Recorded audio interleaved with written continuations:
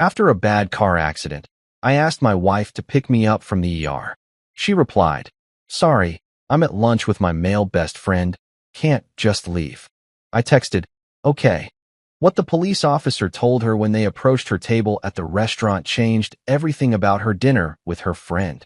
You know that feeling when you're so close to home, you can practically taste your couch? That's exactly where I was at 11:47 p.m. on a Tuesday that started like any other crappy day in paradise. 14 hours of dealing with overdoses, heart attacks, and one particularly memorable case involving a guy who somehow got his head stuck in a mailbox. Don't ask me how, because even after 12 years as a paramedic, I'm still trying to figure that one out. The rain was coming down like God had a personal vendetta against anyone trying to get home safely. My windshield wipers were doing their best impression of an asthmatic trying to run a marathon, and I was squinting through the streaks thinking about nothing more complicated than a cold beer and maybe catching the tail end of whatever garbage was on late-night TV. Simple pleasures, you know? The kind of stuff you take for granted until life decides to play a little game I like to call, "Let's see how fast we can screw up Marcus's evening." I was maybe 3 blocks from my apartment, close enough that I was already mentally rehearsing my "honey, I'm home" routine for Camille. Though let's be honest, she was probably already asleep with her fancy silk eye mask and those ridiculous earplugs she insisted on wearing because apparently the world was too loud for her delicate sensibilities. But hey, that's marriage, right? You love someone despite their quirks, even when those quirks include treating sleep like it's some kind of sacred ritual that requires more preparation than a NASA launch. The intersection of 5th and Marshall was coming up.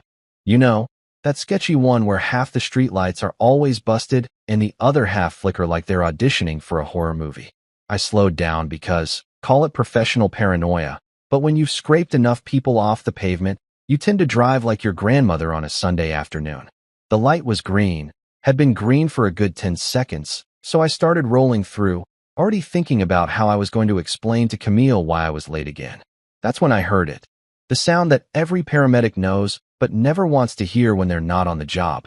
The angry roar of an engine pushed way past its limits, tires screaming against wet asphalt like banshees with a noise complaint. I had maybe half a second to think, "Oh, this is gonna suck," before the world went completely sideways. The souped-up Honda Civic, and yes, I caught the make and model even as it was busy rearranging my life, came flying through that red light like it was more of a suggestion than an actual traffic law. The kid behind the wheel couldn't have been more than 20, probably hopped up on energy drinks, and that special kind of stupidity that makes you think you're invincible right up until physics decides to teach you otherwise. Impact. That's all I remember for a split second. Pure, concentrated impact that felt like getting hit by a freight train made of spite and poor life choices. My driver's side door caved in like it was made of tinfoil, and suddenly I was intimately acquainted with parts of my car that were never meant to be interior features. Glass exploded everywhere, tiny diamonds of pain that sparkled in the streetlight before gravity pulled them down like the world's most painful snow. The screaming started immediately, mine, his, and about 3 different car alarms that decided this was the perfect time to remind everyone that they existed. The rain kept falling because apparently, Mother Nature doesn't pause for personal catastrophes, and it mixed with something warm running down my face that I was pretty sure wasn't sweat. My left arm was making a shape that arms definitely aren't supposed to make, bent at an angle that would have been impressive if it weren't attached to me. The pain hit in waves, starting as a dull roar and building to a crescendo that made my teeth ache. My head felt like someone was using it as a bass drum, and when I tried to focus on anything specific, the world kept sliding in and out of focus like a broken camera lens. Then came the darkness. Not the peaceful kind you get when you're falling asleep after a good day, but the heavy, oppressive kind that feels like being buried alive. I could hear voices getting farther away, sirens in the distance getting closer, and the steady patter of rain on metal that sounded like applause for the universe's latest joke at my expense. When I came back to something resembling consciousness, I was staring up at faces I recognized. Jimmy Rodriguez and Sarah Chun from Station 19, 2 of the best paramedics in the city, and people I'd worked alongside more times than I could count. The irony wasn't lost on me that I was now on the receiving end of the same professional calm I'd used on countless patients over the years. "Easy there," Marcus, Jimmy was saying, his voice carrying that practiced reassurance we all learned to use when things were bad, but not hopeless. We got you, man. Just stay with us. My vision kept swimming in and out of focus, but I could make out the familiar ritual. The careful extraction, the neck brace, the backboard that always felt like lying on a medieval torture device. Sarah was doing the thing with my arm that I'd done 1,000 times myself. The gentle probing that tells you everything you need to know about how badly you're screwed. Officer Ronan Pierce showed up just as they were loading me into the ambulance. Good old Ronan, who'd been dealing with the aftermath of car crashes almost as long as I'd been patching up the survivors. We'd grabbed beers together, complained about the job, shared the kind of dark humor that keeps you sane when you spend your days cleaning up other people's worst moments. He leaned in close, his face serious in that way cops get when they're about to ask the important questions. Marcus, buddy, we need to notify someone. You got an emergency contact? Family we should call. Through the haze of pain and whatever lovely cocktails they'd already started pumping into my four, I managed to croak out the name that should have been the easiest thing in the world to say, my wife. Camille, please call her. Even through the fog of shock and medication, I remember thinking it was funny how those 3 words, my wife Camille, suddenly felt heavier than they ever had before. Like I was handing over something precious and hoping it wouldn't get dropped. The ride to St. Jude's emergency room was a blur of flashing lights, radio chatter, and that special kind of professional efficiency that I'd been on the delivering end of more times than I could count. Now that I was the guy strapped to the gurney, getting the full customer experience, I had to admit we made this look way easier than it actually was. Every bump in the road felt like someone was playing xylophone on my ribs, and my left arm was sending up distress signals that would have made the Titanic jealous. Jimmy kept talking to me the whole way, standard protocol to keep the patient conscious and responsive, though in my case it was more like keeping me from sliding into the kind of self-pity that comes with realizing you're about to become a statistic in your own field. Stay with us, Marcus. We're almost there. Sarah's got your vitals looking good, and that arm's gonna heal up just fine. You know the drill. Yeah, I knew the drill all right.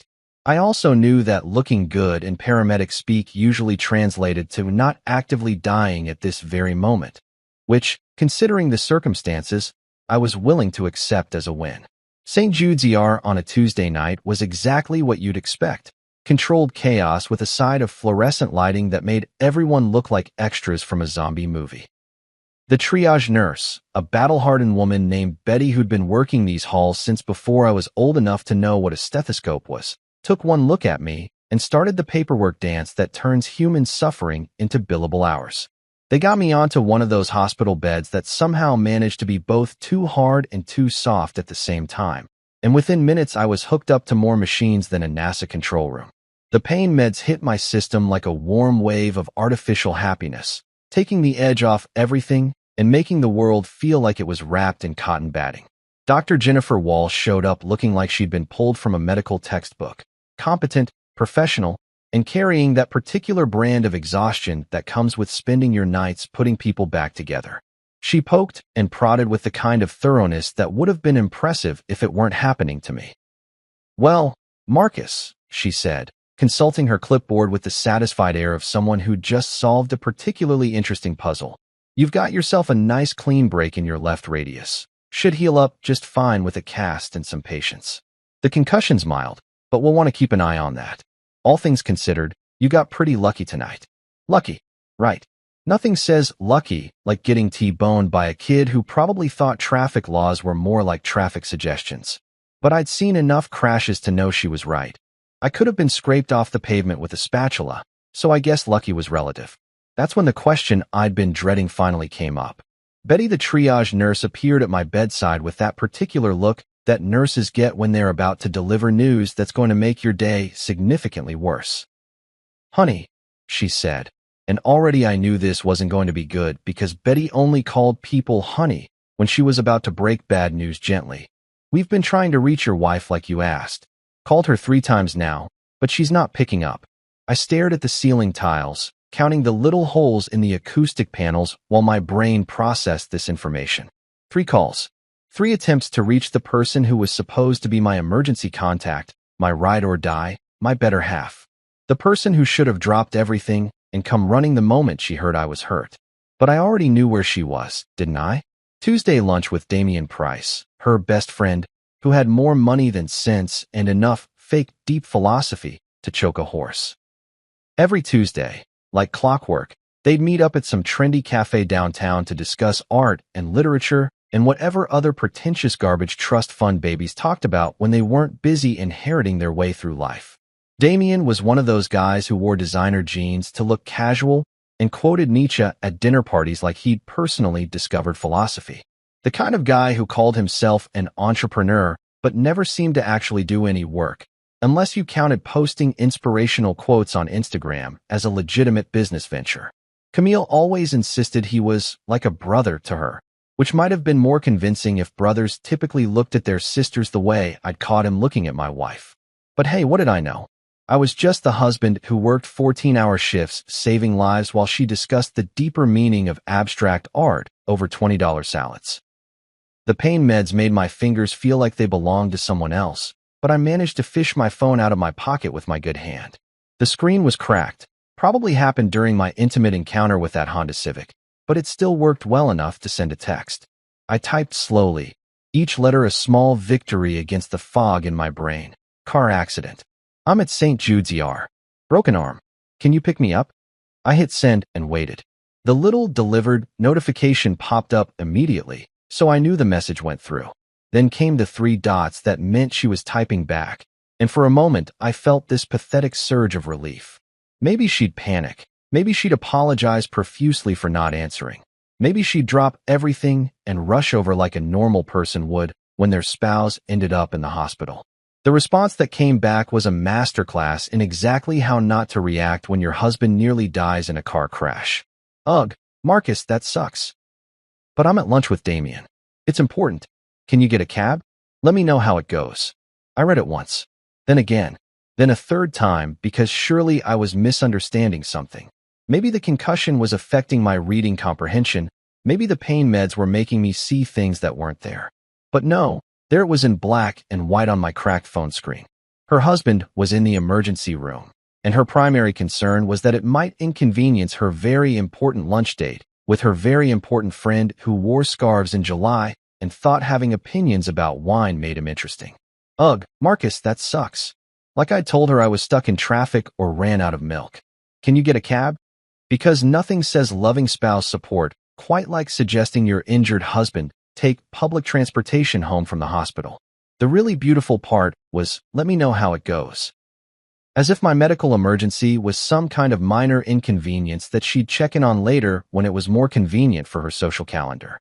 I stared at that message for what felt like hours, but was probably only a few minutes, feeling something shift inside my chest that had nothing to do with the accident. It was like watching a house of cards collapse in slow motion. Except the house was my marriage, and the cards were all the little compromises and excuses I'd made over the years. Betty came back to check on me, and I could tell from her expression that she'd been hoping for better news about my emergency contact situation. Any luck reaching your wife, honey? I held up my phone, showing her the text exchange. Betty read it, and I watched her professional nurse expression crack just slightly around the edges. Oh, she said. And that one word contained about 17 different kinds of disapproval. I managed what I hoped was a smile, though it probably looked more like a grimace. Yeah. Oh. With my good hand, I slowly typed out a response that would have won awards for understatement. Okay. Just okay. Because really, what else was there to say? My wife had just told me that her lunch plans were more important than her husband's trip to the emergency room, and somehow, lying there in that hospital bed with machines beeping around me and my arm throbbing despite the medication, that one word felt like the most honest thing I'd said in years. You know that moment when you're standing at the edge of a cliff and you realize you have 2 choices, step back to safety or jump into the unknown. That's exactly where I was, lying in that sterile hospital bed with nothing but the steady beep of machines and the distant sound of other people's emergencies echoing through the halls. The pain meds had kicked in full force by now, wrapping everything in a nice fuzzy blanket of artificial calm, but my mind was crystal clear in a way it hadn't been in years. That text from Camille, all 23 words of pure, concentrated selfishness, had done something to me that no amount of medication could touch. It wasn't just disappointment anymore, though God knows I'd had plenty of practice with that particular emotion over the past few years of our marriage. No, this was something else entirely. This was the sound of the last thread snapping, the final straw breaking the camel's back, the moment when you realize you've been playing a game where only one person knew the rules. I stared at my phone screen until the letters started to blur together, reading that message over and over like maybe if I looked at it enough times, the words would magically rearrange themselves into something that resembled basic human decency. But nope. There it was in all its glory, a perfect little snapshot of exactly how much my wife valued our relationship when it came into conflict with her social calendar. The really beautiful part was how she'd signed off with "let me know how it goes," like she was checking in on a dentist appointment or waiting to hear how a job interview went. Not, "I'm coming right now." Not, "Oh my God, are you okay?" Not even, "I'll be there as soon as I can." Just a casual request for updates when convenient, like I was live tweeting my medical emergency for her entertainment. Betty walked by again, giving me that look that nurses perfect over years of dealing with people at their lowest points. Part sympathy, part professional concern, and part barely concealed judgment about the quality of my life choices. I caught her eye and tried for a smile that probably came out looking more like a grimace. "You hanging in there, honey?" she asked, and I could tell she was thinking about that text exchange she'd witnessed earlier. "Oh, I'm just peachy," I managed, which was about as much sarcasm as I could muster through the pharmaceutical haze. "Living the dream over here."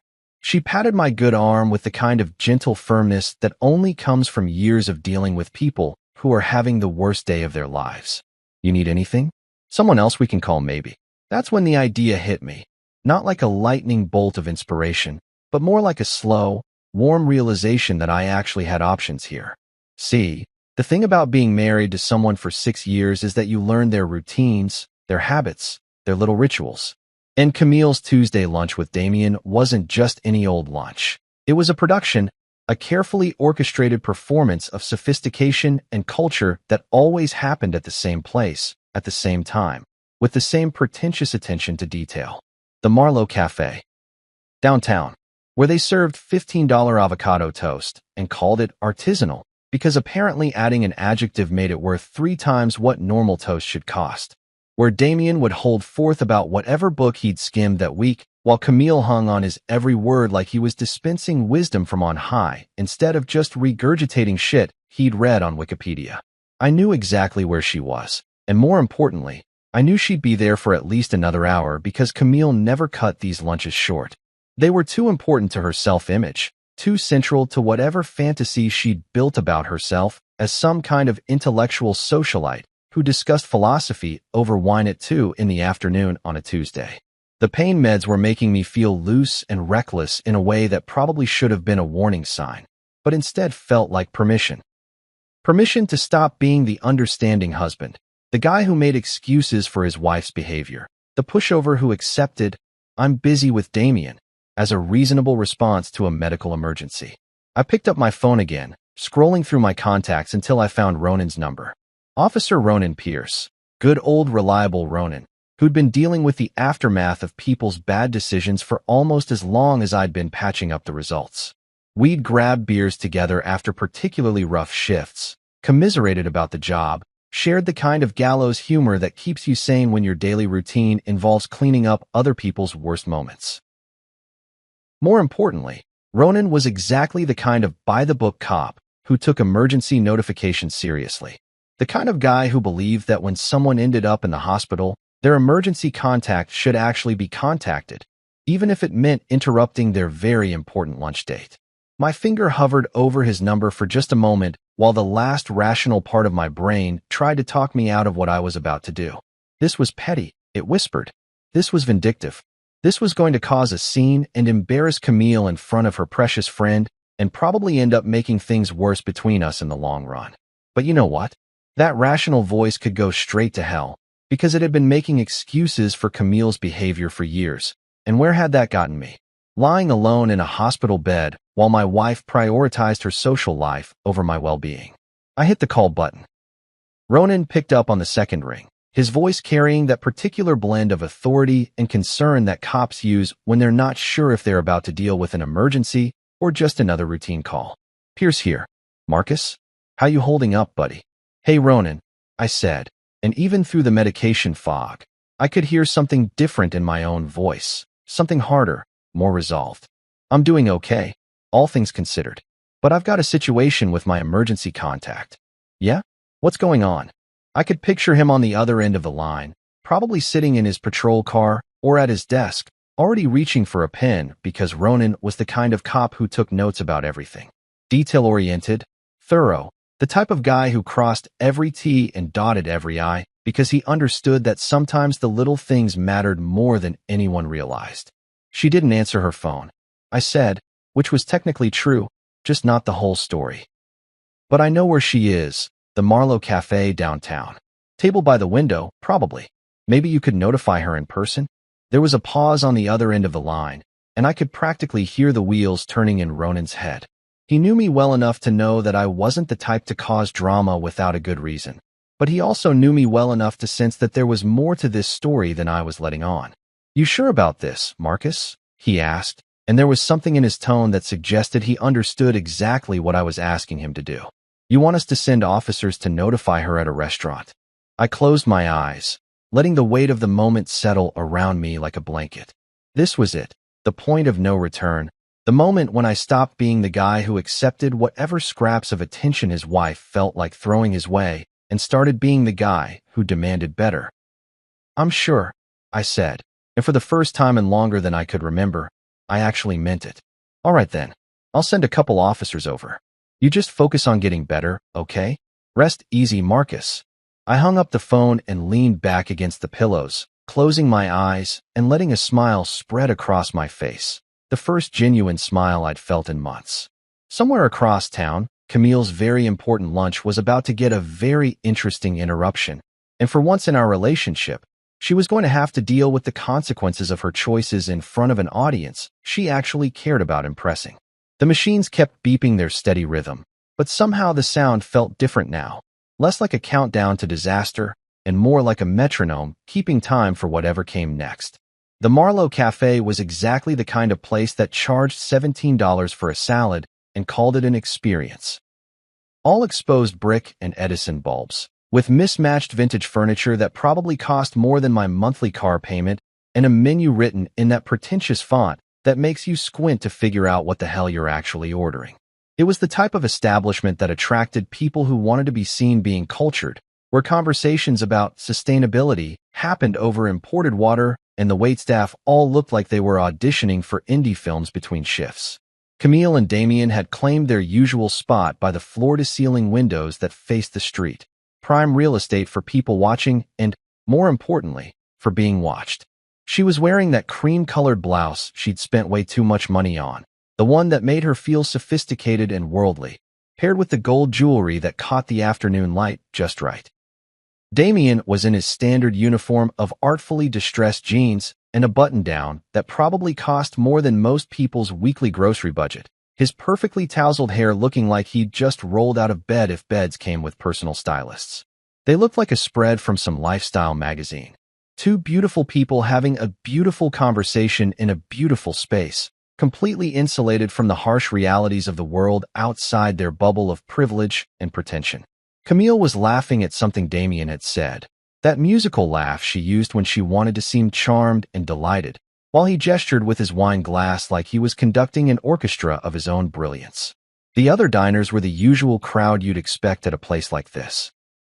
Young professionals trying to impress clients, stay-at-home moms treating themselves to an expensive lunch away from the kids, and a few genuine food enthusiasts who didn't mind paying premium prices for what was admittedly pretty decent cuisine. Everyone was absorbed in their own little worlds of conversation and carefully curated experiences, the kind of people who photographed their food before eating it and posted reviews on Yelp that used words like elevated and transcendent. That's when the atmosphere shifted. The front door opened with the little electronic chime that announced new arrivals. But instead of another pair of well-dressed diners or a nervous couple on a first date, two police officers walked in. Not detectives in suits trying to blend in, but full uniform, badge and gun wearing, official business police officers who looked like they meant business and weren't particularly interested in the artisanal bread service. The effect was immediate and dramatic. Conversations didn't just pause, they died mid-sentence, leaving behind the kind of silence that only happens when something completely unexpected crashes into a carefully controlled environment. Forks stopped halfway to mouths.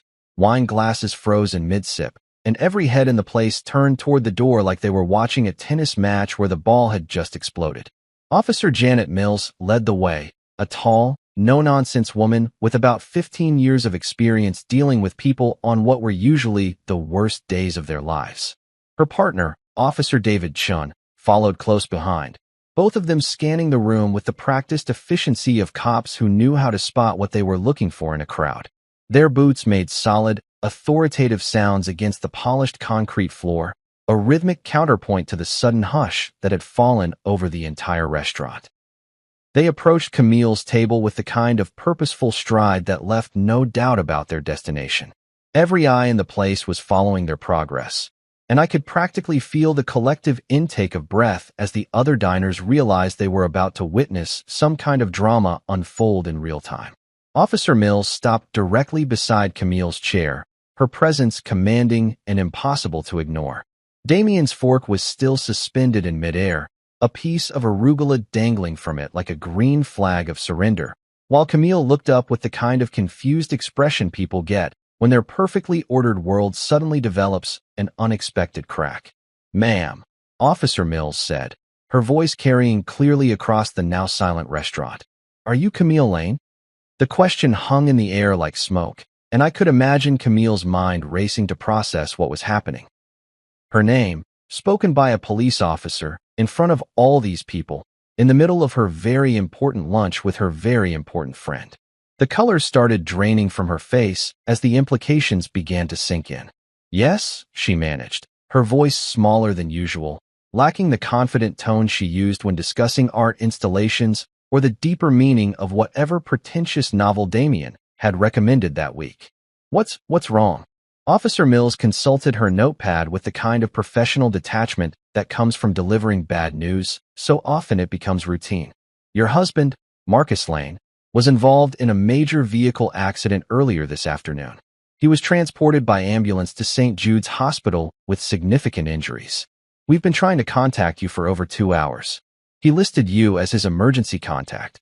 The words hit the restaurant like a physical force. I could imagine the collective gasp from the other diners, the way conversations at nearby tables would resume in urgent whispers, the way people would lean forward slightly to make sure they didn't miss any of this unexpected entertainment. Damien's reaction was particularly satisfying to imagine, his carefully cultivated image of sophisticated worldliness cracking like cheap paint as he realized he was suddenly part of a very real, very serious situation that couldn't be solved with wine pairings or intellectual discussions. His fork finally completed its journey to the table, forgotten as he stared at the officers with the expression of someone who'd just realized the world contained problems that trust funds couldn't fix. "Significant injuries?" Camille repeated, and I could picture her voice cracking slightly on the words. The woman who'd texted, "Ugh, that sucks," was now faced with the reality of what that actually meant, delivered by uniformed officers in front of a room full of witnesses who were hanging on every word. Officer Mills continued with the kind of professional thoroughness that Ronan had undoubtedly requested. He suffered a broken arm and concussion when another vehicle ran a red light and struck his car. The accident occurred at approximately 11:47 p.m. He's currently stable at St. Jude's Emergency Department. The silence in the restaurant was so complete you could have heard a pin drop, except for the soft jazz music still playing through the speakers, an absurdly cheerful soundtrack to what was rapidly becoming the most uncomfortable lunch of Camille's life. "We've been attempting to reach you since the accident occurred," Officer Chen added, his tone carrying just a hint of reproach that suggested he'd been briefed on exactly how long they'd been trying to contact the victim's wife. "Multiple calls to your listed number went unanswered." I could imagine Camille's phone, sitting silent in her purse while she focused on more important things like Damien's thoughts on postmodern literature or whatever philosophical garbage they'd been discussing while her husband lay bleeding in a hospital bed.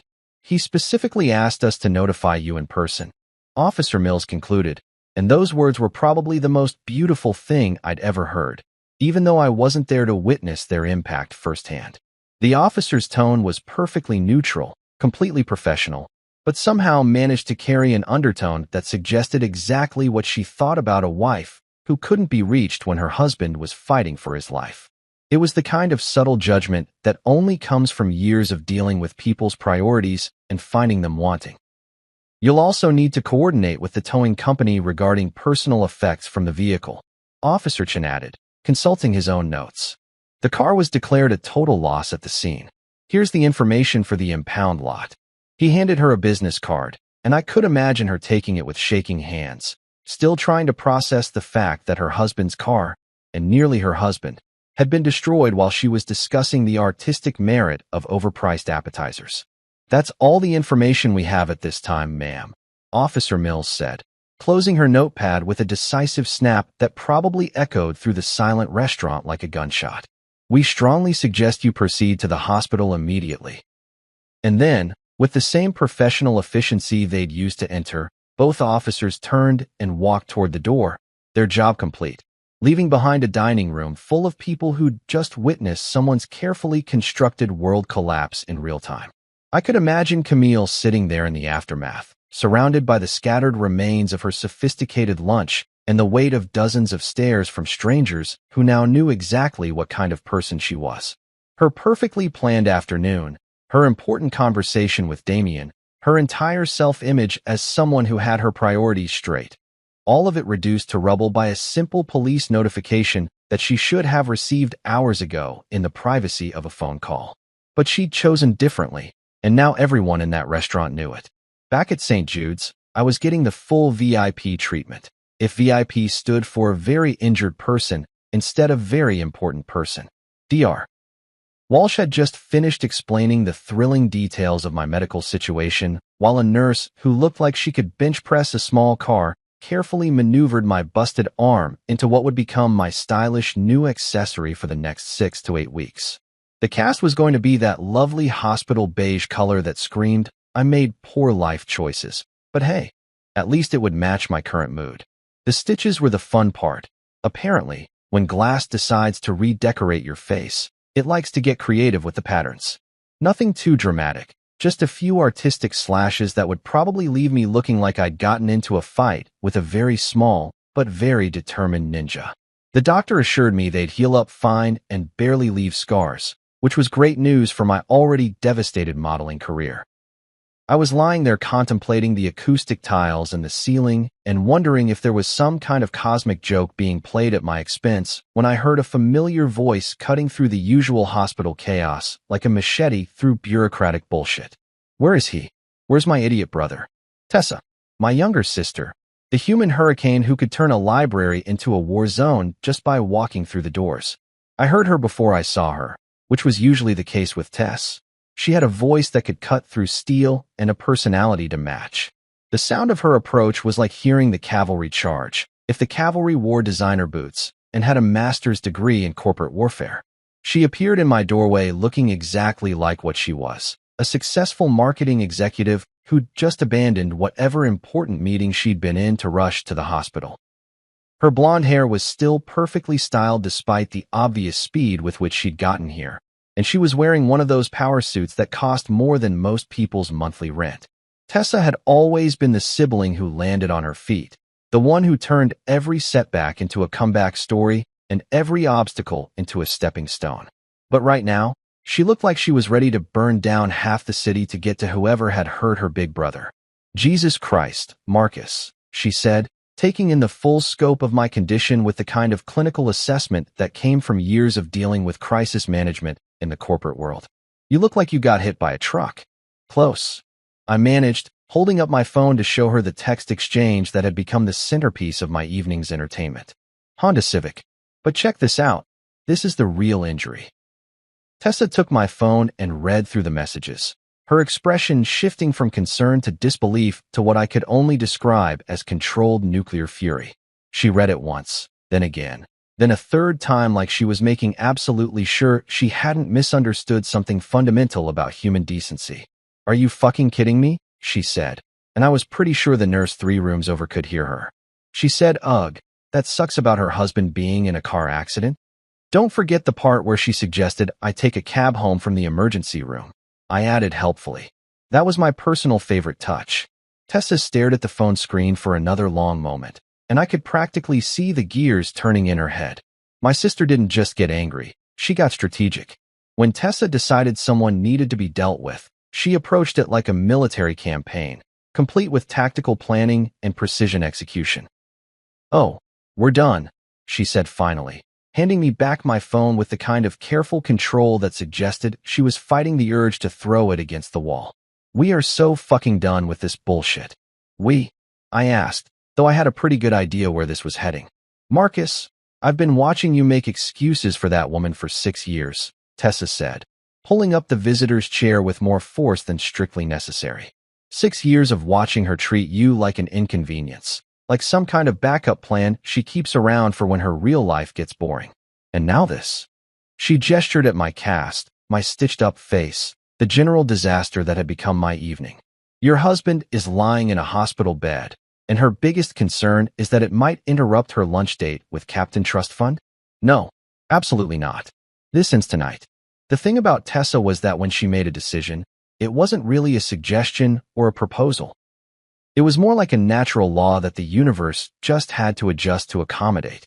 She'd been that way since we were kids, the little sister who somehow ended up being the one calling the shots by sheer force of will and an absolute refusal to accept anything less than what she considered acceptable. I'll take you home, she continued, already pulling out her own phone and scrolling through her contacts like a general reviewing her available troops. But first, we're going to deal with Camille. Permanently. Tess, I started, but she held up a hand that could have stopped traffic. No, she said firmly. No more, but she's my wife, or, but I love her, or any of that bullshit. She just showed you exactly who she is and exactly how much you matter to her. When someone tells you who they are, Marcus, you listen. She was right, of course. Tessa was almost always right about people, which was probably why she'd been so successful climbing the corporate ladder while I'd been content to spend my days patching up other people's mistakes.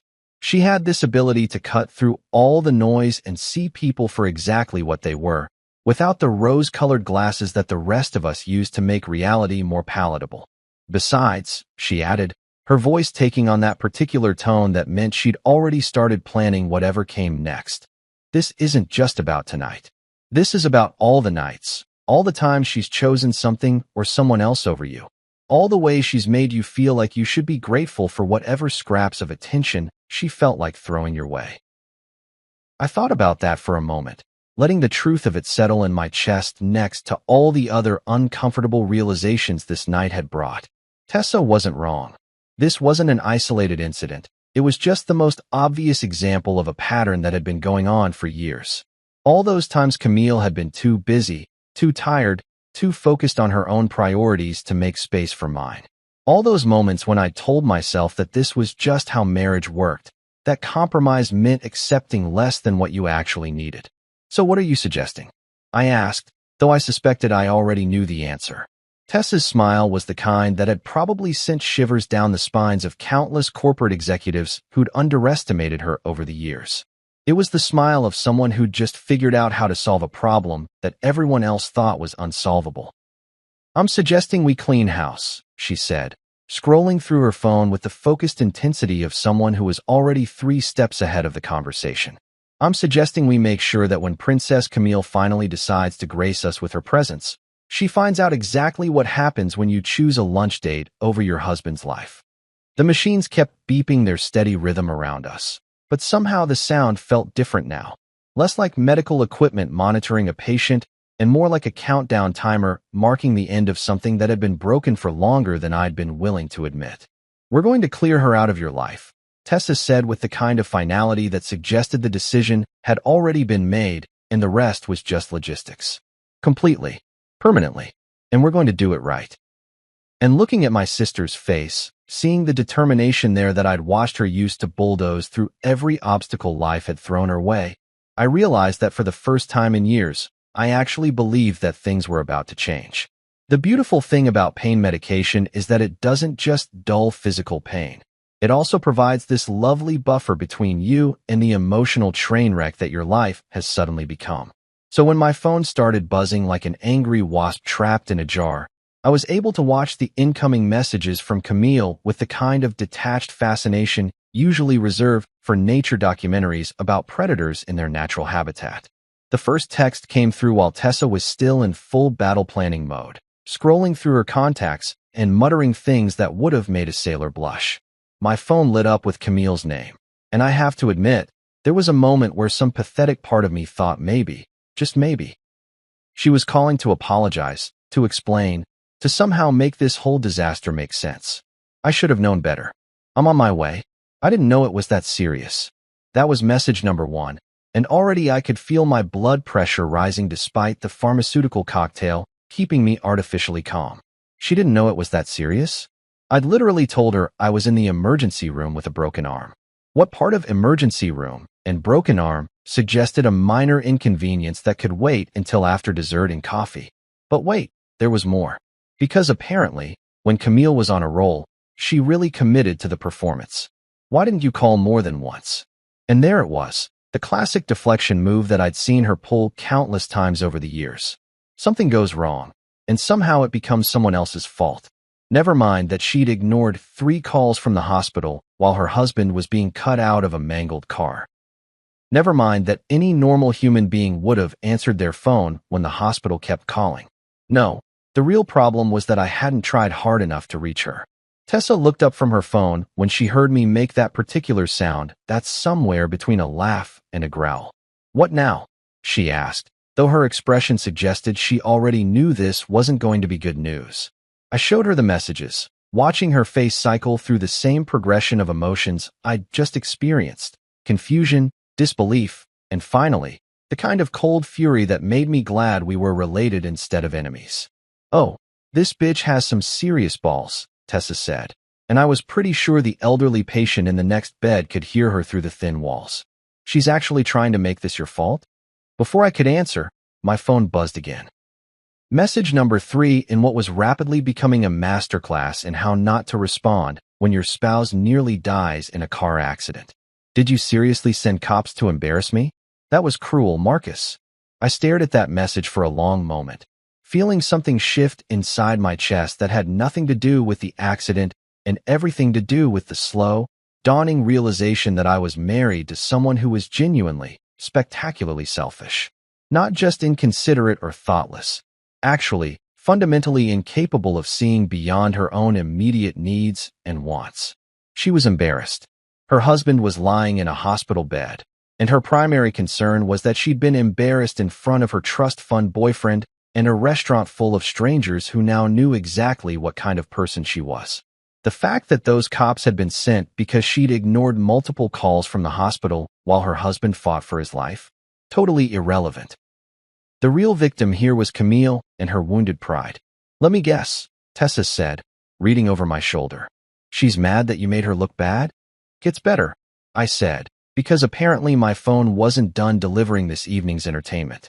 Message number 4 arrived like the grand finale of a fireworks show. If fireworks shows were designed to demonstrate the absolute worst of human nature. "This is your fault." 3 words. 3 simple, beautiful words that somehow managed to encapsulate everything wrong with my marriage and everything I'd been too stupid or too stubborn to see for the past 6 years. All of this, was my fault. The accident was my fault, presumably because I'd had the audacity to drive home from work. The hospital visit was my fault, probably because I should have been more careful about getting T-boned by teenagers with more horsepower than brain cells. The police notification was my fault, because I should have somehow known that my wife would be too busy discussing postmodern art to answer her phone when the hospital called. Hell, knowing Camille, my broken arm was probably my fault too, because I should have been tougher or more resilient or better at predicting when drunk kids were going to run red lights. Tessa read that last message and went very, very quiet. In my experience, when my sister went quiet, it usually meant someone was about to have a very bad day, and that someone was typically whoever had been stupid enough to piss her off. "Marcus," she said, her voice carrying the kind of deadly calm that corporate executives probably heard right before they got fired. I need you to listen to me very carefully. Are you listening? I'm listening, I said, though honestly, the pain meds were making everything feel like it was happening underwater. I want you to block her number. Right now? Before she sends any more of this toxic bullshit your way. I looked down at my phone, at the string of messages that read like a textbook example of emotional manipulation and victim blaming. Part of me, the part that had been making excuses for Camille's behavior for years, wanted to argue. Wanted to say that she was probably just panicked, that people said stupid things when they were scared, that maybe if I just gave her a chance to explain, this would all make sense somehow. But the rest of me, the part that was finally starting to wake up after years of sleepwalking through my own life, knew better. This wasn't panic. This wasn't fear.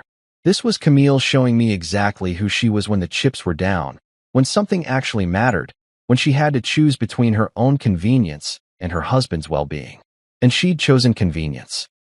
She'd chosen Damien and his philosophical bullshit and her precious lunch over the man she'd promised to love and honor and all that other stuff that apparently only applied when it was convenient for her social calendar. You know what? I said, scrolling through my phone's settings with my good hand. You're absolutely right.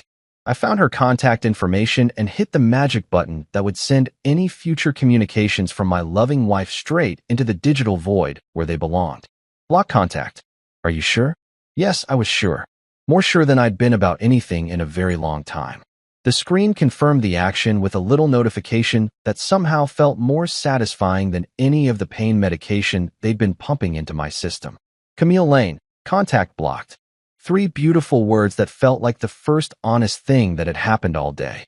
There, I said, showing Tessa the screen. Done. She smiled. Not the corporate shark smile from earlier, but something warmer, prouder. Good. Now, what do you say we make sure she gets the message loud and clear? I looked at my sister, this force of nature who'd dropped everything to rush to my side when I needed her, who'd seen through Camille's bullshit years before I'd been ready to admit it existed, who was now ready to go to war on my behalf without asking for anything in return. What did you have in mind? I asked. Tessa's smile widened, and I realized that blocking Camille's number was just the opening move in whatever game my sister was about to play. And judging by the look in her eyes, it was going to be a game that Camille was completely unprepared for. Oh, Marcus, she said, already dialing someone on her own phone. You're going to love this. We're going to clean house, and we're going to do it right. The thing about Tessa is that when she decides to solve a problem, she doesn't just solve it. She completely annihilates it from existence and then builds something better in its place. Watching her work was like watching a master craftsman. If master craftsmen specialized in the complete and total dismantling of toxic relationships with military precision and a smile that could cut glass. She'd already been on her phone for 20 minutes, making calls with the efficiency of someone who'd spent years managing corporate crises and hostile takeovers. Each conversation was brief, professional, and absolutely devastating in its implications for anyone who might be on the receiving end of Tessa's particular brand of problem solving. Morgan Movers, she said, covering the phone and grinning at me like a cat who'd just figured out how to open the canary cage. They specialize in what they call relationship transition services. Basically, they're the Navy SEALs of breakup logistics. I had to admire the entrepreneurial spirit of whoever had figured out there was money to be made in helping people extract themselves from bad relationships. It was like divorce court, but with better customer service and probably fewer lawyers involved.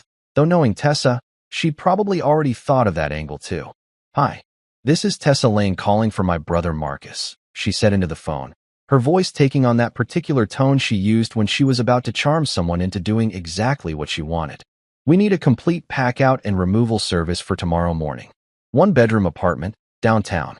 Everything belonging to one specific person needs to be boxed, labeled, and ready for pickup. She paused, listening to whoever was on the other end. Probably some poor customer service rep who had no idea they were about to become part of Tessa's campaign to reshape my entire life. No, he won't be present during the packing, she continued, and I could practically hear the satisfaction in her voice. We'll provide a detailed list of items and photographs for identification. Yes, this is a standard relationship dissolution. Very standard. The way she said very standard made it sound like failed marriages were just another item on her to-do list, somewhere between quarterly budget reviews and strategic planning meetings. Which, knowing my sister, they probably were. While she handled the logistics of Operation Remove Camille from my life, I found myself thinking about all the stuff that was scattered around my apartment. 6 years of accumulated couple debris. Her expensive skincare products taking up half the bathroom counter. Her collection of scented candles that apparently served some mysterious purpose beyond making the place smell like a Yankee Candle store had exploded. And that god-awful modern art piece she'd insisted on hanging in the living room that looked like someone had sneezed paint onto a canvas and called it evocative. The clothes alone would probably take hours to sort through. Camille had this thing about designer labels and investment pieces that cost more than my monthly salary. Her closet looked like a boutique that catered exclusively to people who thought spending $300 on a t-shirt was a reasonable life choice. Not that I was bitter or anything. Excellent, Tessa was saying, apparently having worked out whatever details needed working out. We'll need everything boxed, labeled, and staged in the living room by noon tomorrow. Clean, professional, no damage to any items. This is about boundaries, not revenge. She hung up and immediately started dialing another number, because apparently we were just getting started with the wholesale reorganization of my personal life. Loctite locksmiths, she announced, giving me a thumbs up like she'd just scored the winning goal in whatever game we were playing. Can't have Princess Camille letting herself back in whenever she feels like it. The locksmith conversation was even shorter than the moving company call, probably because changing locks was significantly less complicated than coordinating the complete removal of someone's entire existence from an apartment. Though in Tessa's hands, both seemed to be getting handled with the same ruthless efficiency. Tomorrow at 8 a.m., she said after hanging up. New locks, new keys, and a security system upgrade, because why not go all the way, right? I had to laugh at that, despite everything. My sister didn't just solve problems. She oversolved them, adding features and benefits that you didn't even know you needed until she pointed them out. It was probably why she'd been so successful in the corporate world, where the ability to anticipate problems 3 steps ahead was worth its weight in quarterly bonuses. Now comes the fun part, she said, cracking her knuckles like a pianist preparing for a complicated concerto. The official notification. She opened her laptop, because of course Tessa traveled with a laptop, probably had a full mobile office setup in whatever ridiculously expensive car she'd driven over here, and started typing with the kind of focused intensity that usually preceded corporate bloodbaths. What are you writing? I asked, though I suspected I already knew this wasn't going to be your typical "it's not you, it's me" breakup email. A masterpiece, she said without looking up from the screen. Professional, clear, legally sound, and absolutely devastating in its politeness. I watched her type, occasionally pausing to consider word choices or restructure sentences, crafting what I could only assume was going to be the most politely brutal eviction notice in the history of failed relationships.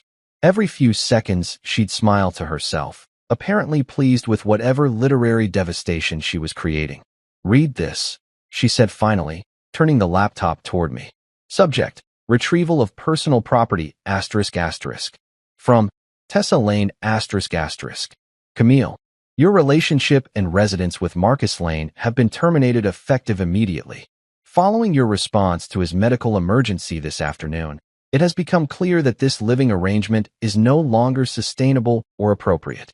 Your personal belongings have been professionally packed and inventoried by Morgan movers and are ready for retrieval. You have 48 hours from the time of this email to coordinate pickup with the moving company. Their contact information is attached.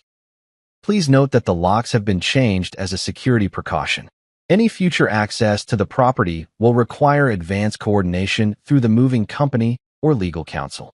Any attempt to contact Marcus directly will be considered harassment and will be documented accordingly. All future communication regarding this matter should be directed through my office. Tessa Lane, on behalf of Marcus Lane. I read it twice, marveling at how Tessa had managed to make a breakup sound like a corporate merger gone wrong. It was polite, professional, and absolutely devastating in its complete lack of emotion or room for negotiation.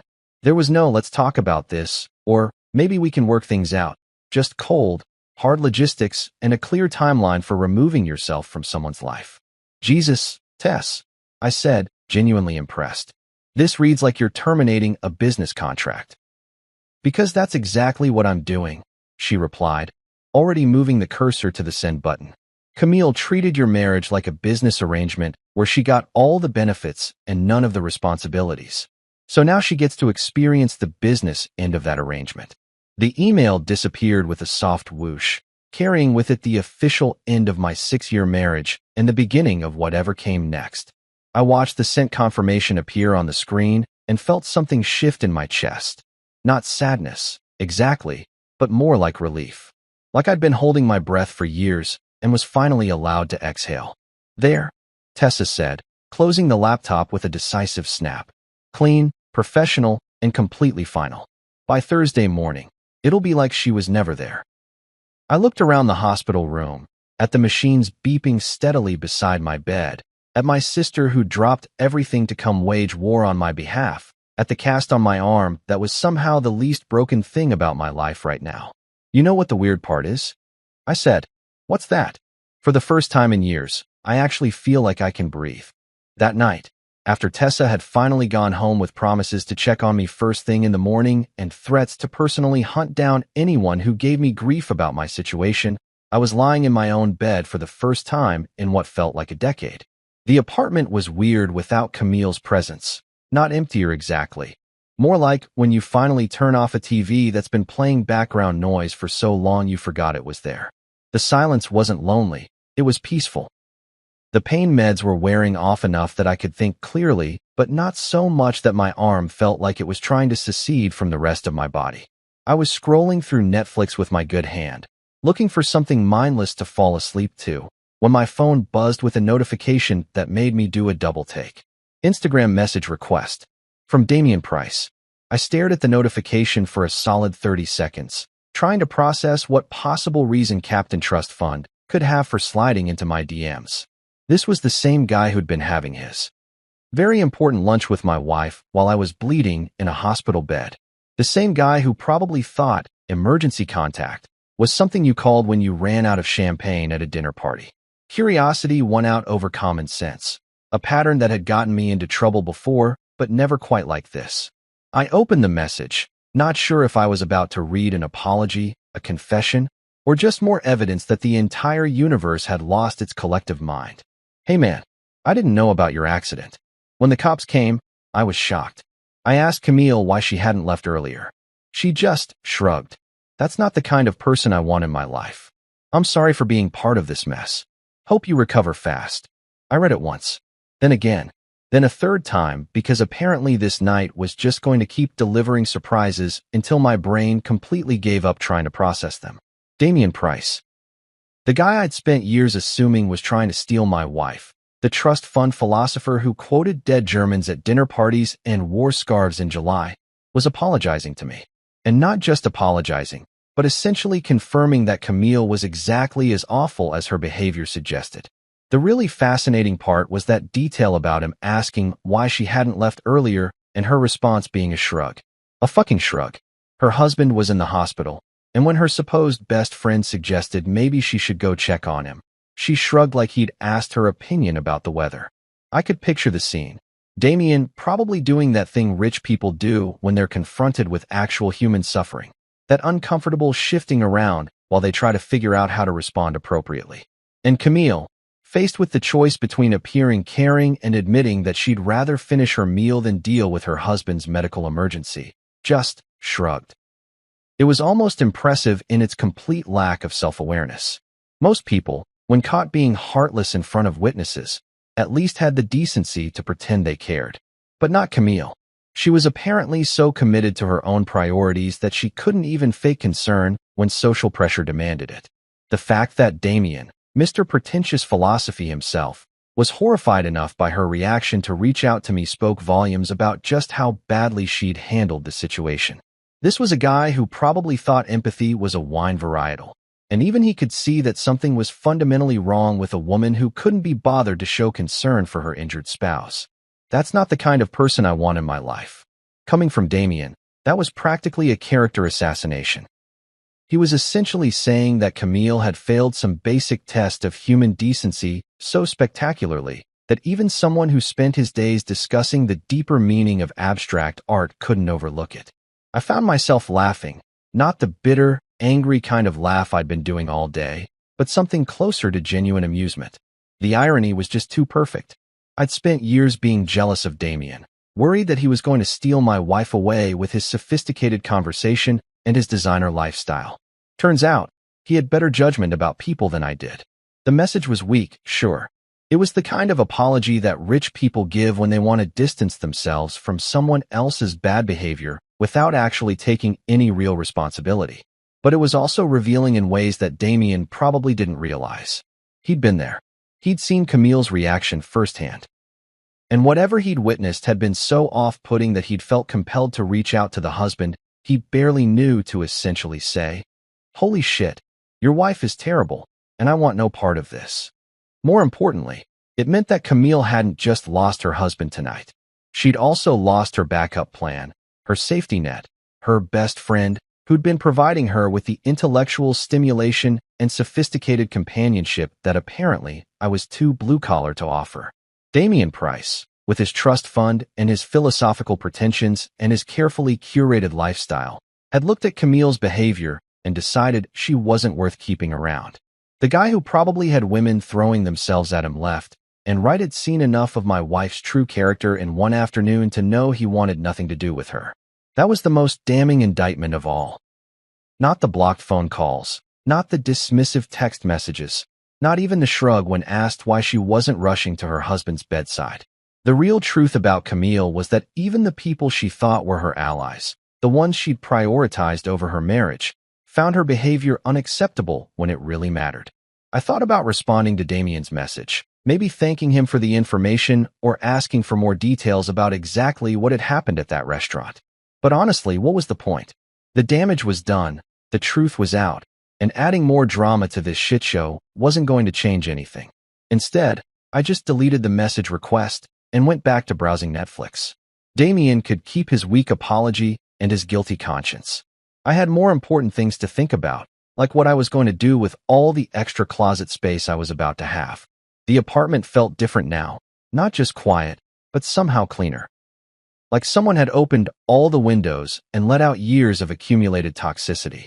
Tomorrow, Morgan movers would come and physically remove the last traces of Camille from my space. But tonight, just knowing that even her precious Damien had seen through her bullshit was enough. I settled on some mindless action movie and closed my eyes, my phone silent beside me for the first time in longer than I could remember. No more texts from Camille, no more guilt trips or blame games or carefully worded manipulations designed to make me question my own judgment. Just silence, and the steady sound of my own breathing, and the comfortable weight of knowing that sometimes the trash takes itself out. The next morning came with the kind of efficiency that only happens when Tessa is running the show. By 8 a.m. sharp, Loctite locksmiths had already come and gone, leaving me with a set of shiny new keys and the satisfying knowledge that my apartment was now officially a Camille-free zone. The security system upgrade was overkill, but I had to admit there was something deeply satisfying about having a digital fortress protecting my newfound peace of mind. Morgan movers arrived at exactly 9 a.m. with the kind of professional cheerfulness that suggested they'd done this dance many times before. The team leader, a compact woman named Rosa who looked like she could bench press a piano, took one look around my apartment and nodded with the satisfaction of someone who'd seen it all and wasn't impressed by any of it. "Standard relationship dissolution," she said, consulting her tablet like she was reading a grocery list. "We've got the inventory list your sister provided, photos for identification, and instructions to treat everything with care regardless of personal feelings about the situation." I had to respect the professionalism. These people had turned heartbreak into a business model, and judging by their efficiency, business was probably pretty good. Rosa and her team moved through my apartment like surgical technicians, carefully identifying and boxing everything that belonged to Camille with the kind of methodical precision that would have impressed an accountant. Watching strangers pack up 6 years of someone else's life was surreal in a way that I hadn't expected. They handled Camille's expensive skincare products like they were defusing bombs, wrapped her designer clothes in tissue paper, like they were museum artifacts, and carefully bubble-wrapped that god-awful modern art piece that had been haunting my living room wall for the past 3 years. "This piece here," Rosa said, gesturing at the painting that looked like someone had sneezed rainbow colors onto a canvas. "The notes say it's valued at $15,000. "That's what she paid for it," I confirmed, trying not to sound bitter about the fact that my wife had spent more on one piece of abstract nonsense than I made in 2 months. "It's supposed to represent the fluidity of emotional expression or some shit like that." Rosa nodded with the kind of professional neutrality that suggested she'd heard worse explanations for expensive art. "We'll treat it accordingly," she said, which I assumed meant they'd wrap it up carefully instead of using it as a frisbee, though honestly, either option would have been fine with me. The whole process took about 3 hours, during which time my apartment was gradually transformed from the cluttered shrine to someone else's taste into something that actually looked like a place where I might want to live. It was amazing how much space opened up once you removed all the unnecessary shit that someone else had insisted was essential for proper living. The scented candles alone filled 2 entire boxes, which raised the question of exactly how many different ways a person needed their living space to smell like a Bath and Body Works had exploded. Her shoe collection required its own dedicated moving cart, because apparently you needed 47 pairs of shoes to properly express your personality, even if 30 of them were identical black heels in slightly different shades. By noon, everything was boxed, labeled, and stacked in my living room like the world's most depressing game of Tetris. Rosa handed me a detailed inventory list and a receipt, her expression suggesting this was just another Tuesday in the relationship cleanup business. "Your sister arranged for storage if pickup doesn't happen within the 48-hour window," she said, checking something off on her tablet. "After that, it's not your problem anymore. Not my problem anymore." For words that somehow managed to capture the entire spirit of this whole operation. For 6 years, Camille's problems had been my problems. Her priorities had dictated my schedule. Her moods had determined the atmosphere of my home. And now, with the stroke of a pen and the efficiency of professional movers, none of that was my problem anymore. I was admiring the newly spacious living room when the buzzer rang at exactly 2:17 p.m.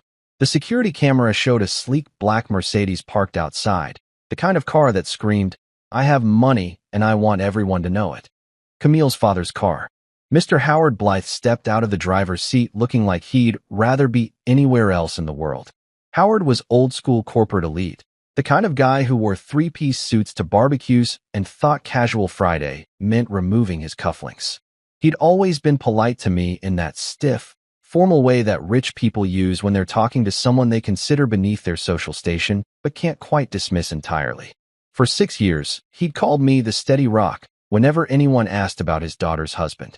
Not Marcus or my son-in-law, but the steady rock. Like I was some kind of geological formation that existed primarily to provide stability for his precious daughter's more interesting life. It was a backhanded compliment wrapped in the kind of condescending approval that rich people mistake for genuine affection. Camille got out of the passenger side, and I had to admit she looked like hell. Her perfectly styled hair was disheveled. Her usually flawless makeup was smudged around the edges, and she was wearing yesterday's clothes like she'd slept in them. Which, knowing Camille's obsession with her appearance, meant she was either having a complete breakdown or had completely given up pretending she had her shit together. She didn't look up at the security camera, didn't try to ring the buzzer, didn't make any attempt to communicate. Just stood there staring at the building like it was some kind of fortress that had suddenly become impenetrable, which I guess it had. Through the intercom, I could hear Howard talking to someone.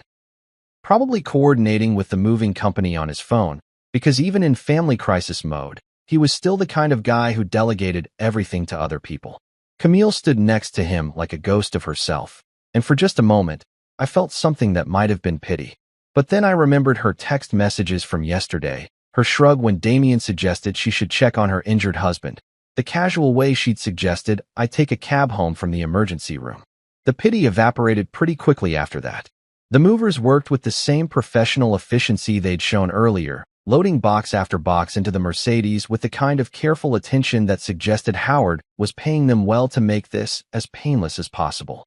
Camille supervised the process with the vacant expression of someone who was watching their entire life get packed into cardboard containers, but she never once looked up at my windows. The whole thing took maybe 20 minutes. 20 minutes to remove 6 years of accumulated relationship debris, to pack up the physical evidence that we'd ever shared a life together, to reduce our entire marriage to a stack of boxes that could fit in the back of a luxury sedan. When they were done, Howard approached the intercom one final time. His voice crackled through the speaker with the formal politeness of someone conducting a business transaction. "Marcus, if you're listening, the items have been retrieved. Camille wanted me to tell you." He paused, and I could imagine him looking at his daughter, waiting for her to provide some final message, some last attempt at explanation or reconciliation. The silence stretched out for almost a full minute before he cleared his throat and continued. "She wanted me to tell you that she left the spare key on your kitchen counter yesterday. That was it. No apology, no explanation, no attempt to salvage anything from the wreckage of our relationship. Just a practical note about key return, delivered through her father like she was a teenager who couldn't be trusted to handle her own affairs." I watched through the window as they got back into the Mercedes and drove away, taking with them the last physical traces of Camille from my life. The car disappeared around the corner, and just like that, it was over. I walked back into my living room and looked around at the space that was now completely, undeniably mine. No designer throw pillows positioned at precise angles, no expensive candles cluttering every surface, no abstract art demanding attention from the walls. Just clean, empty space that I could fill with whatever the hell I wanted. I sat down on my couch, which was apparently mine now, since Camille hadn't tried to claim it, and took a deep breath. The apartment smelled different already, less like a showroom and more like a place where someone actually lived. For the first time in years, the silence in my apartment wasn't uncomfortable. It wasn't lonely or oppressive or filled with the weight of unspoken resentments. It was just quiet, peaceful, full of possibility. I closed my eyes and smiled. Finally, peace.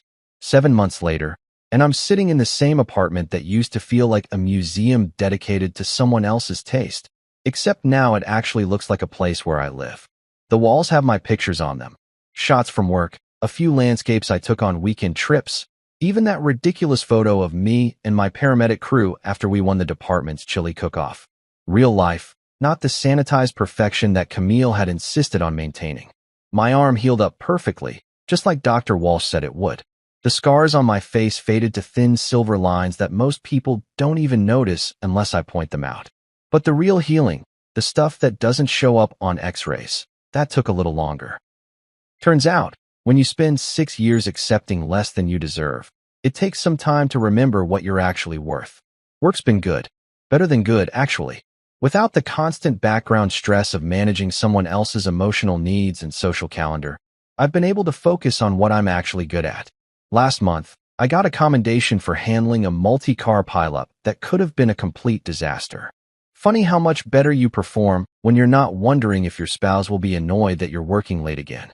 Tessa still checks in regularly, though she's dialed back the protective sister routine. Now that she's satisfied, I'm not going to backslide into making excuses for toxic behavior. She was right about everything, of course, but she's gracious enough not to say, "I told you so," more than once a week. About 3 months ago, Camille tried reaching out.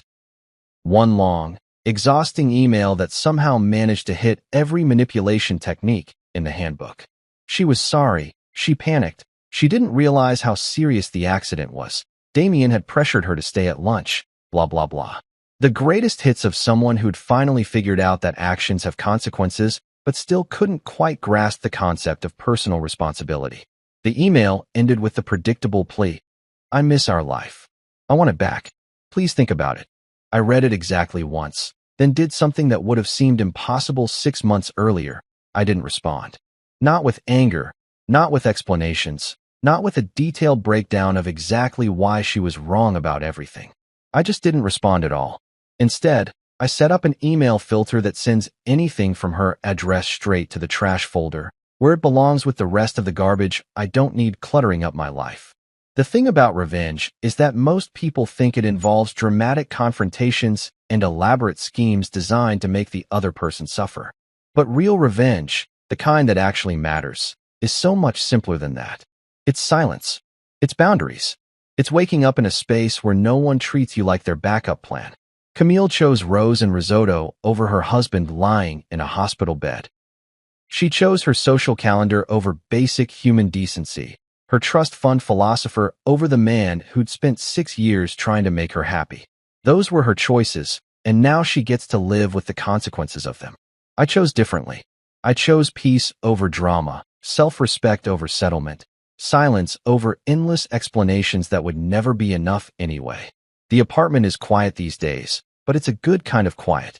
The kind that comes from knowing you don't have to walk on eggshells or manage someone else's moods or pretend that selfish behavior is just a quirky personality trait. I wake up when I want to wake up, eat what I want to eat, watch whatever garbage I feel like watching on TV without having to endure commentary about how my entertainment choices reflect poorly on my intellectual development.